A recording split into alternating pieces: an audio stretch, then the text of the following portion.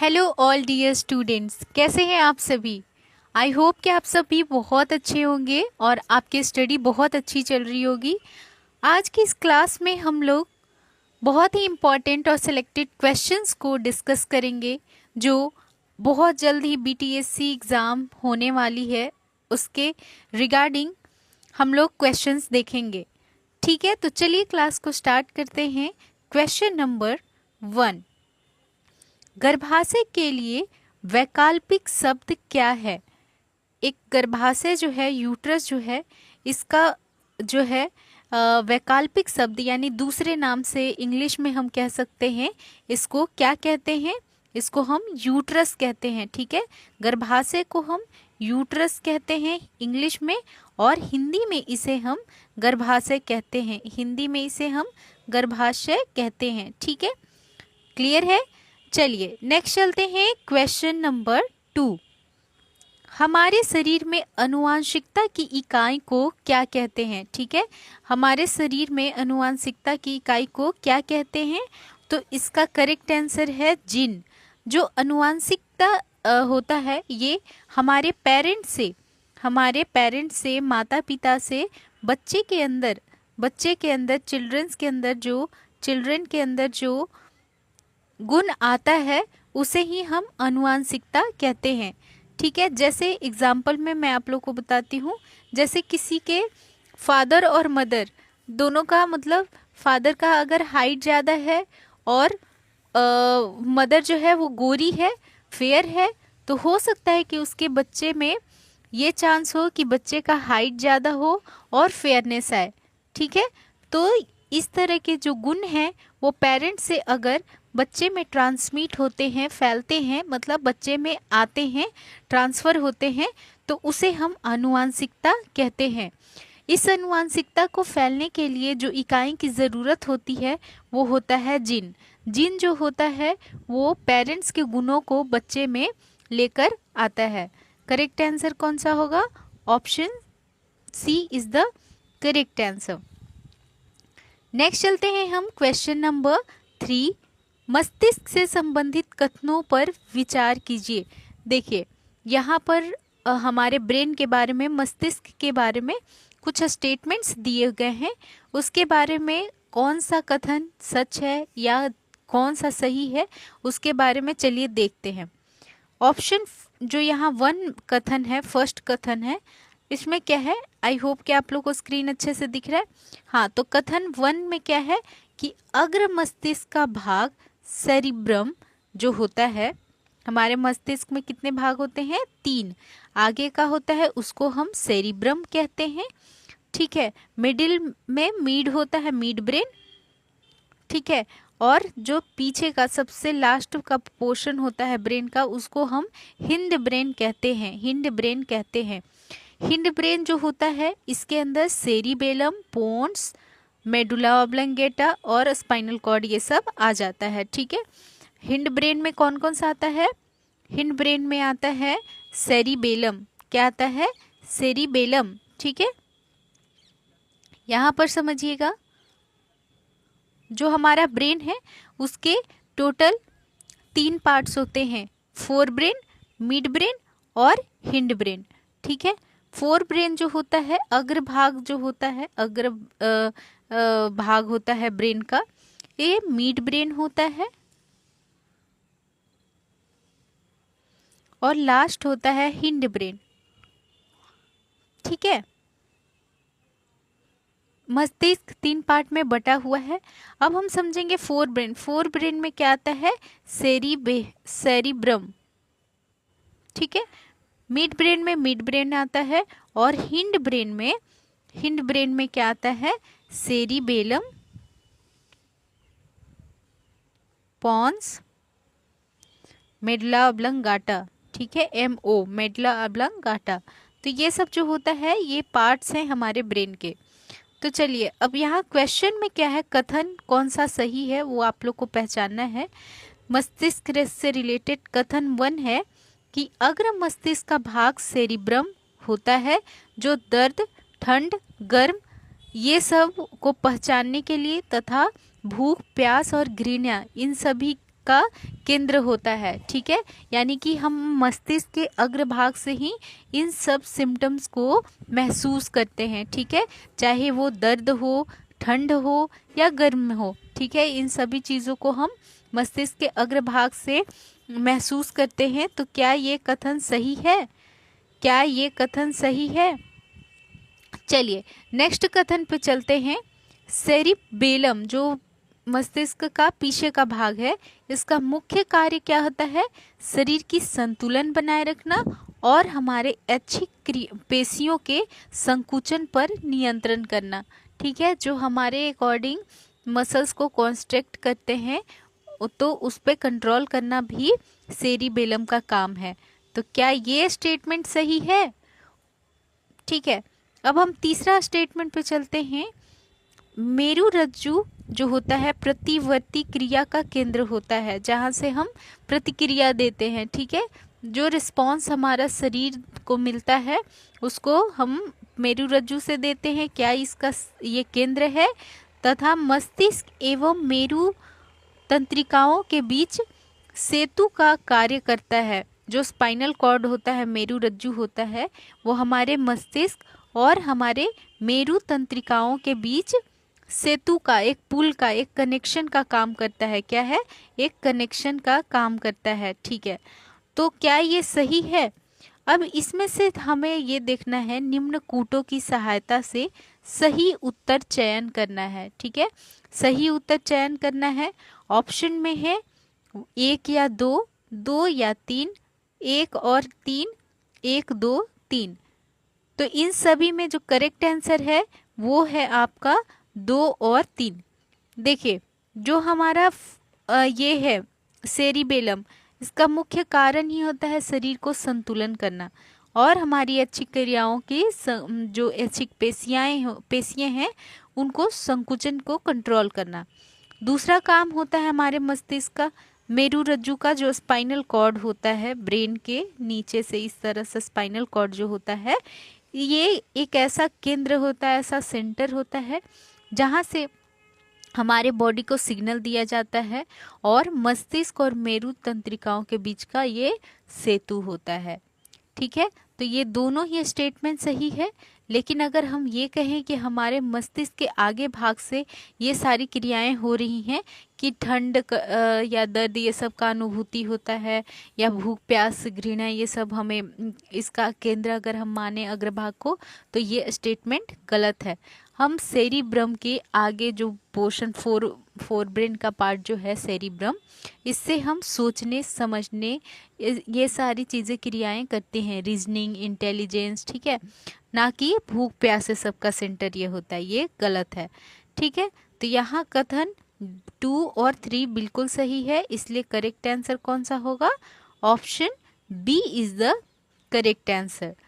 Clear है सभी को? चलिए, तो मैं आप लोग के साथ एक और इन्फॉर्मेशन जो बहुत ही इम्पोर्टेंट है उसको शेयर करने जा रही हूँ। आप लोग के लिए बहुत ही जल्द जो एग्ज़ाम होने वाला है एएनएम परीक्षा 2025, इसके लिए आपका न्यू पीडीएफ आ गया है। ये इस पीडीएफ में आपको सभी सब्जेक्ट्स मिल जाएंगे। ठीक है, और ऑब्जेक्टिव क्वेश्चंस मिलेंगे आपको एमसीक्यूज के फॉर्म में, मल्टीपल चॉइस क्वेश्चंस होंगे इस पीडीएफ में। ठीक है, हिंदी मीडियम में रहेगा ताकि पढ़ने में आप सभी को बिल्कुल आसानी हो। और टोटल क्वेश्चन 4000 प्लस होंगे। ठीक है, 4000 प्लस क्वेश्चंस होंगे, हिंदी मीडियम में होगा और ऑब्जेक्टिव क्वेश्चंस होंगे और सभी सब्जेक्ट्स आपको यहाँ पर मिल जाएंगे। ठीक है, इसके अलावा इसका जो फीस रहने वाला है ये बहुत ही कम, सिर्फ 300 में आपको ये पीडीएफ मिल जाएगा। इसके लिए आप यहाँ पर फ़ोन पे नंबर है, इस पे जैसे 7479735580, इस फ़ोन पे नंबर से आप पे करके और इस पीडीएफ को बहुत ही आसानी से परचेज कर सकते हैं, जिसमें आपको ये सारी चीज़ें मिल जाएंगी। इसमें आपको क्या है कि ऑल टेक्निकल सब्जेक्ट्स, जितने भी टेक्निकल सब्जेक्ट्स हैं वो सभी कवर होंगे। साथ ही साथ चैप्टर वाइज इसमें आपको क्वेश्चंस देखने को मिलेगा, ठीक है। हर चैप्टर से आपको इम्पोर्टेंट क्वेश्चंस मिलेंगे। जितने आपके टॉपिक्स हैं सिलेबस में, जितने आपके टॉपिक्स हैं वो सभी कवर होंगे, ठीक है। तो ये सारी चीज़ें आपको आसानी से एक ही PDF में मिल जाएगा, जो मात्र सिर्फ 300 रुपीज़ का है, ठीक है। तो आप इस नंबर से कांटेक्ट करें और यहाँ से आप परचेज कर सकते हो। तो चलिए अब क्लास को हम कंटिन्यू करते हैं। चलिए अब हम चलते हैं क्लास पे और इसमें हम क्वेश्चन नंबर 4 पर आते हैं। क्वेश्चन नंबर 4 है कि मानव शरीर में तंत्रिका कोशिकाओं द्वारा विद्युतीय संकेत अंतरित किए जाने के लिए निम्नलिखित में से कौन सा तत्व आवश्यक होता है। देखिए हमारा जो मानव शरीर है उसमें क्या है, तंत्रिका कोशिकाएं हैं। क्या है? तंत्रिका कोशिकाएं हैं, ठीक है। ये तंत्रिका कोशिकाएं जो होते हैं, न्यूरॉन्स जो होते हैं, ये हमारे ब्रेन से सिग्नल को बॉडी तक और ब्रेन से दिमाग से बॉडी तक और बॉडी से दिमाग तक सिग्नल को ले जाने का काम करते हैं, संकेतों को ले जाने का काम करते हैं। लेकिन इसके लिए एक हमें विद्युतीय संकेत चाहिए, इसके लिए हमें कुछ तत्व चाहिए। जो तत्व की आवश्यकता होती है वो कौन सा है? वो है सोडियम, ठीक है, वो है सोडियम, ठीक है। तो सोडियम एक ऐसा तत्व होता है जो हमारे बॉडी के अंदर इम्पल्सेस को, जो सिग्नल है, जो संकेत है, उनको शरीर से दिमाग तक और दिमाग से शरीर तक पहुंचाने का काम करता है, ठीक है। करेक्ट आंसर है ऑप्शन बी, सोडियम। चलिए सोडियम को हम केमिकल फॉर्म में Na लिखते हैं। नेक्स्ट अब चलते हैं क्वेश्चन नंबर 5। इसमें देखिए औसत मानव मस्तिष्क का वजन कितना होता है। एक मानव मस्तिष्क का औसत वजन कितना होता है? ऑप्शन में है 1.64 kg, 1.36 kg, 1.46 kg या 1.63 kg। तो इसका करेक्ट आंसर होगा 1.36 kg, ठीक है। 1.36 kg जो होता है ये मानव मस्तिष्क का नॉर्मल वेट होता है, ठीक है। Average weight, normal weight 1.5 kg मानकर चलिए, ठीक है। नेक्स्ट अब चलते हैं क्वेश्चन नंबर 6। मानव मस्तिष्क का कौन सा अंग निगलने और उगलने वमन का नियामक केंद्र है। जैसे हमारे ब्रेन के अंदर हर काम के लिए एक केंद्र होता है, एक सेंटर होता है, जिससे कि जो हमारी शारीरिक क्रियाएं हैं, गतिविधियां हैं, वो सभी कंट्रोल की जाती है, चाहे वो एक्सटर्नल हो या इंटरनल हो, सभी चीज़ें हमारे मस्तिष्क के थ्रू कंट्रोल की जाती है। अब जैसे इंसान को उल्टी लगता है या जब इंसान निगलता है, उस चीज़ के लिए जो एक सेंटर है हमारे दिमाग में कंट्रोल करने के लिए, वो कौन सा है? Medulla oblongata. जो हमारा मस्तिष्क है, इसके नीचे के पोर्शन में क्या होता है? मेडुला ऑब्लंगाटा होता है। पॉन्स के बाद ये पॉन्स है और ये मेडुला ऑब्लंगाटा होता है, जो कि हमारे शरीर के में कई इम्पॉर्टेंट क्रियाओं को कंट्रोल करता है। उसी में से एक निगलने और उगलने की क्रिया है। तो option C is the correct answer. Next चलते हैं क्वेश्चन नंबर 7। तीव्र रोध गलन, ठीक है। तीव्र रोध गलन में दर्द को की दवा का विकल्प क्या है? ठीक है, देखिए बहुत ज़्यादा अगर पेन है, बहुत ज़्यादा दर्द है, तो उसमें दवा का विकल्प क्या होता है? कौन सी दवा यूज़ की जाती है? तो इसके लिए मॉर्फिन सल्फेट दी जाती है, ठीक है। जब तीव्र रोध गलन होता है, ठीक है, बहुत ज़्यादा अगर पेन होता है निगलने में, तो उस कंडीशन में हम मॉर्फिन सल्फेट दे सकते हैं। Option D is the correct answer. Next चलते हैं क्वेश्चन नंबर 8। देखिए क्वेश्चन नंबर 8 है कि मानव शरीर में लैंगरहैंस के जो आइलेट्स हैं, जिसको हम पेस मज्जे कहते हैं, वो कहाँ पाए जाते हैं? देखिए सबसे पहले समझिए लैंगरहैंस कहाँ पर होता है। तो ये हमारे ये हमारे अग्नाशय जो है, पैनक्रियाज जो है, इसमें स्पेशल सेल्स होते हैं, एक विशेष प्रकार के कोशिकाएं हैं जो क्या करते हैं, लैंगरहैंस के आइलेट्स कोशिकाएं जो होती हैं वो इंसुलिन को सिक्रीट करते हैं। बीटा सेल्स क्या है, बहुत सारे ऐसे हॉर्मोन्स वगैरह को सिक्रीट करते हैं और हमारे शरीर की मेटाबॉलिक एक्टिविटीज़ को कंट्रोल करते हैं। ठीक है, तो इसके लिए जो लैंगरहैंस की आइलेट्स होते हैं, ये हमारे कहाँ पर होते हैं, किस स्थान पर पाए जाते हैं, बिल्कुल पैनक्रियाज में, और हिंदी में इसे हम क्या कहते हैं, अग्नाशय कहते हैं। तो करेक्ट आंसर कौन सा होगा, option B is the correct answer. Next चलते हैं क्वेश्चन नंबर 9। अल्जाइमर रोग में मानव शरीर का कौन सा अंग प्रभावित होता है। देखिए, अल्जाइमर एक ऐसी बीमारी है जो 60 साल के ऊपर वाले मोस्टली लोगों में होता है। इसमें हमारा जो ब्रेन होता है उसमें न्यूरॉन के और हार्मोन के, हमारे ब्रेन के अंदर हार्मोन के डिसफंक्शन के कारण, हार्मोन्स के डिसफंक्शन के कारण, हार्मोन का अगर इम्बैलेंस हो गया है तो उसके कारण से जो हमारी शरीर की गतिविधियां हैं वो कंट्रोल नहीं हो पाती है। ठीक है, तो ये किस अंग को प्रभावित करता है, हमारे मस्तिष्क को। ठीक है, पार्किंसंस डिजीज में हमारा जो अल्जाइमर होता है, अल्जाइमर में क्या होता है, ये मस्तिष्क के एक न्यूरॉन्स जो होते हैं को तंत्रिका जो कोशिका है उसमें डैमेज आ जाता है, उसमें कोई प्रॉब्लम आ जाता है जिसके कारण मस्तिष्क में ये प्रॉब्लम देखने को मिलता है। ठीक है, अल्जाइमर बीमारी होता है, तो option B is the correct answer. Next अब चलते हैं क्वेश्चन नंबर 10। इसमें है कि निम्नलिखित में से कौन सा विटामिन मनुष्य में रक्त के जमने के लिए जिम्मेदार होता है। मनुष्य में जब रक्त को जमता है तो ये कौन से विटामिन के कारण होता है। सभी लोग ध्यान से समझिए। इसमें जो विटामिन के होता है, विटामिन के जो होता है वो हमारे ब्लड को क्लॉट करने के लिए, हमारे खून को थक्का बनाने के लिए जिम्मेदार होता है। ठीक है, हमारे खून को थक्का बनाने के लिए जिम्मेदार होता है विटामिन के।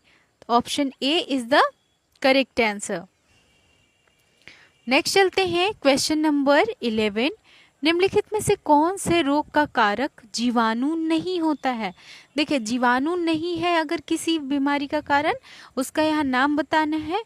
तो देखिए, जैसे कि जीवाणु मतलब बैक्टीरिया। ठीक है, जीवाणु मतलब बैक्टीरिया। अब यहाँ पर ऐसा पूछ रहा है जो जीवाणु की वजह से नहीं हो रहा है, तो एड्स जो होता है वो वायरस के वजह से होता है।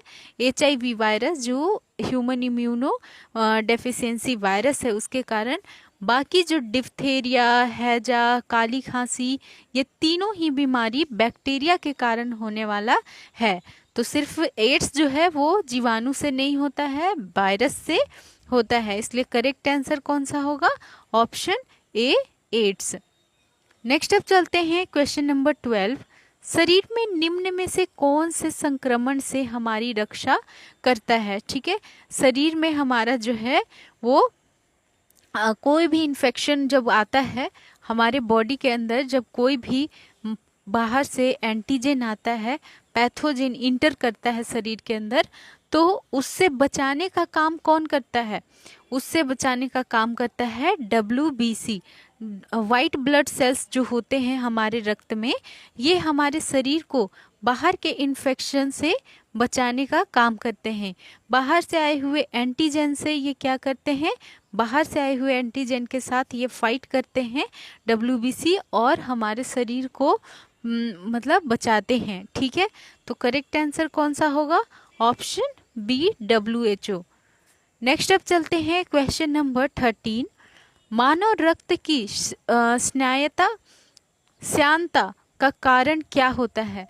देखिए, मानव रक्त की जो श्यानता है उसका कारण क्या होता है, रक्त में प्रोटीन। ठीक है, अगर ब्लड में प्रोटीन है, अगर ब्लड में क्या है, प्रोटीन है,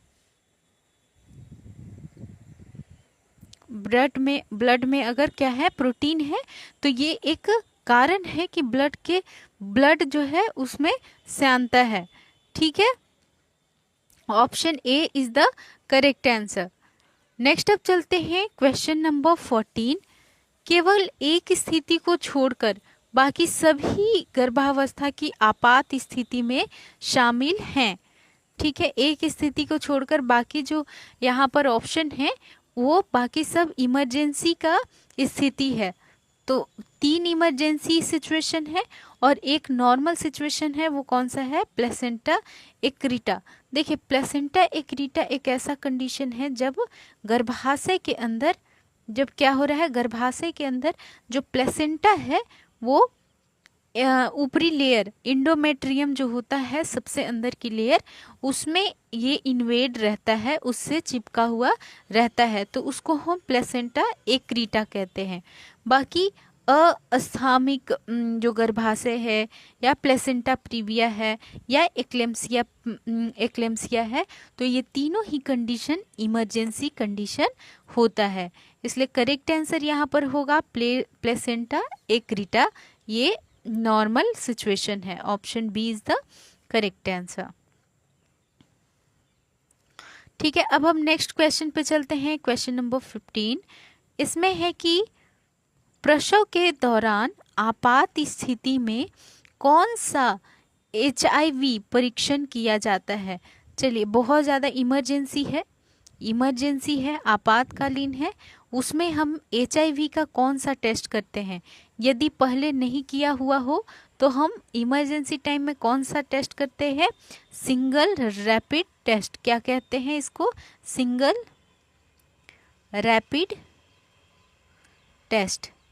ठीक है, सिंगल रैपिड टेस्ट हम इमरजेंसी के टाइम में HIV जो पॉजिटिव या HIV वाले इंसान के लिए किया जाता है। ठीक है, HIV को पहचानने के लिए कि इसको इन्फेक्शन तो नहीं है। करेक्ट आंसर है option A, single rapid test. Next चलते हैं क्वेश्चन नंबर 16। प्रसव के दौरान नवजात को HIV के संचरण का खतरा बढ़ जाता है। ठीक है, जिसका कारक है, देखिए जब बच्चा जो होता है वो मदर के पेट में रहता है तब तक वो मतलब उसको उतना प्रॉब्लम नहीं है, लेकिन जब डिलीवरी होता है उस टाइम में बच्चा जब बाहर निकलने लगता है तो मदर के बर्थ कैनाल से, विजाइना से, योनि से बच्चा को निकलते टाइम अगर इंजरी हो जाता है और ब्लड जो है मदर से बच्चे के अंदर चला जाता है तो उसके कारण HIV संचरण होने का खतरा बढ़ जाता है। ठीक है, तो इसका करेक्ट आंसर कौन सा होगा, समय से पहले जन्म और कम वजन, ये मतलब इसका पहचान है। ठीक है, और परिवर्तित त्वचा अखंडता, मल्टीपल बर्थ में पहला बच्चा। ठीक है, तो ये सभी जो कारक हैं, फैक्टर्स हैं, यहाँ पर सबसे ज़्यादा चांस होता है HIV संचरण का। ठीक है, मदर से बच्चे में HIV फैलने का सबसे ज़्यादा चांस होता है समय से पहले, और मतलब पहले जन्म, जैसे 9 महीने से पहले, 9 महीने से पहले ही बच्चे का जन्म हो गया तब भी संचरण हो सकता है। बच्चे का अगर कम वजन है तब भी उसमें बीमारी बहुत आसानी से फैल सकता है। अगर मल्टीपल बर्थ में पहला बच्चा जो होता है उसका बहुत सबसे ज़्यादा चांस होता है। और परिवर्तित त्वचा अखंडता, अगर कहीं चोट लग गया है, कट लग गया है बच्चे को, तब भी मदर से आसानी से HIV फैल सकता है। तो ऑप्शन डी ये सभी यहाँ पर करेक्ट आंसर है। चलिए नेक्स्ट अब चलते हैं क्वेश्चन नंबर 17। इसमें है कि गर्भावस्था में पॉलीहाइड्रोमिनस का प्रभाव क्या होता है। सबसे पहले समझिए पॉलीहाइड्रोमिनस क्या होता है।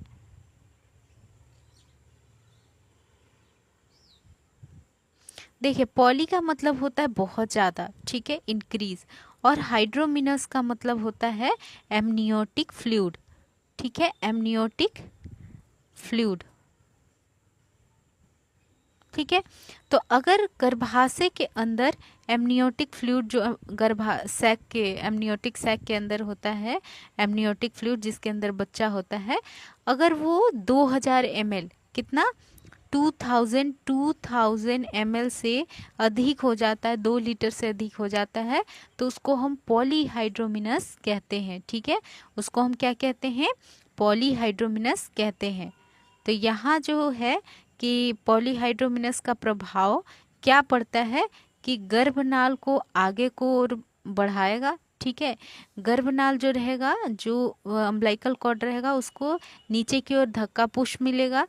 इसके अलावा गलत प्रसूति होगा, यानी कि प्रेजेंटेशन बच्चे का खराब हो सकता है, जैसे नॉर्मल सिफेलिक या वर्टेक्स प्रेजेंटेशन होता है, तो जिसमें सिर जो है बच्चे का वो नीचे की ओर और पैर ऊपर होता है। पर अगर ऐसा ना होकर बच्चे का पोजीशन और स्थिति अलग हो जाता है तो ये पॉलीहाइड्रोमिनस के कारण होता है।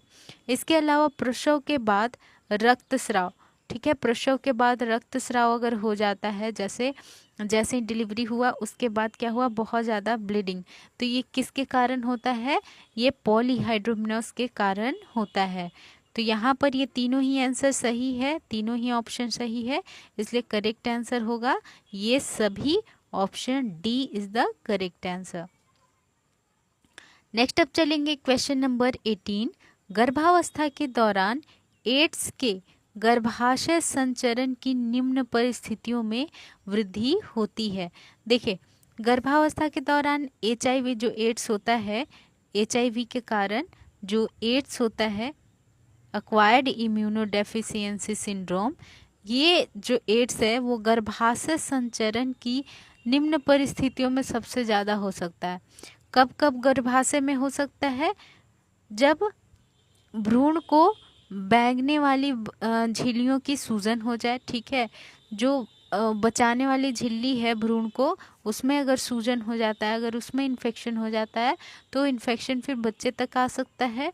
झिल्ली लंबे समय से टूटना और प्रोलौना लेबर, ठीक है, तो इसमें ऐसा होता है कि अगर जो मेम्ब्रेन है, जो एमनियोटिक सैक है, वो अगर पहले ही क्या हो गया है, रप्चर हो गया है, फट गया है, तो ऐसी स्थिति में क्या हो सकता है, ऐसी स्थिति में एड्स आसानी से फैल सकता है। इसके अलावा कुसमयता और IUGR, बच्चा जो है वो कुपोषित है या फिर अपने एज के कंपेयर में उसका ग्रोथ अगर सही नहीं हुआ है, इंट्रायूटेराइन ग्रोथ रिटार्डेशन हुआ है, बच्चे का मतलब जो है गर्भाशय में उतना जितना एज है तो उतना ग्रोथ नहीं हुआ है, तो इस कारण से क्या है कि एड्स जो है वो गर्भाशय संचरण के थ्रू बच्चे में फैल सकता है। ये तीनों ही कंडीशन सही है, इसलिए इसका जो करेक्ट आंसर है वो है ऑप्शन डी। आई होप आप सभी को बहुत अच्छे से समझ में आ गया। ये सभी क्वेश्चन बहुत ही इंपॉर्टेंट है और आप इसको अच्छे से पढ़िए। Thank you for this class, take care.